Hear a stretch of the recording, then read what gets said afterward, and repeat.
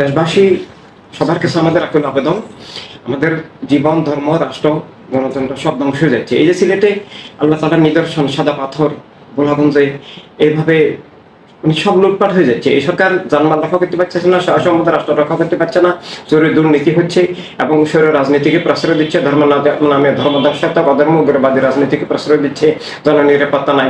এখানে আমাদেরকে রাষ্ট্রকে বাঁচানোর জন্য জনগণকে এগিয়ে আসতে হবে এবং সেজন্য সঠিক পথে যেতে হবে।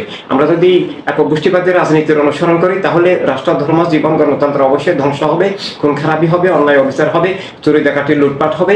তাই আমরা জনগণকে অবশ্যই সব মানুষের অধিকার ভিত্তিক, সব মানুষের নিরাপত্তা ভিত্তিক, সব মানুষের স্বাধীনতা ভিত্তিক, সব মানুষের মালিকানা ভিত্তিক, সব মানুষের রুটি রুজি ভিত্তিক যে আমাদের প্রিয় নবী রাহমাতুল্লিল আলামিন সাল্লাল্লাহু আলাইহি ওয়াসাল্লামের দেওয়া মানবতার রাষ্ট্রের লক্ষ্যে, মানবতার রাজনীতির ধারায় আমরা যদি ঐক্যবদ্ধ হই তাহলে আমাদের জীবন, ধর্ম, রাষ্ট্র, গণতন্ত্র, অধিকার, স্বাধীনতা, রুটি রুজি সব রক্ষা হবে, আর না হলে সব ধ্বংস হয়ে যাবে। এটা আমাদেরকে অবশ্যই বুঝতে হবে।